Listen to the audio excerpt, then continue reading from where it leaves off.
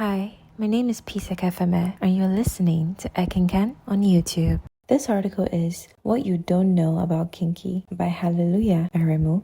Culture never takes second place when proudly represented, even when it is hair. The idea of the word kinky has spread over the years and has become a name associated with different ideas, events, and actions. However, the true meaning of the word stands out, a way to describe a hair type or style. Not just any hair, but hair that belongs to the indigenous people of sub-Saharan Africa, Melanesia, and its environs. What else can be used for identity and expression besides one's skin color? The hair, of course. For Africans, however, this means so much more. Why kinky? From time immemorial, hair for Africans has been a means of identity, style, and expression. Kinky covers many hair types, from unruly and frizzy to simply afro-textured hair. Hence, kinky can simply be described as any form of afro-textured hair or hair that has a repeated pattern of the same type of curl or twist. With the recent movement towards keeping and styling natural hair, kinky hair has come to the fore as a hair type that can be styled in various ways and be accepted in several environments. Kinky hair is more delicate and yet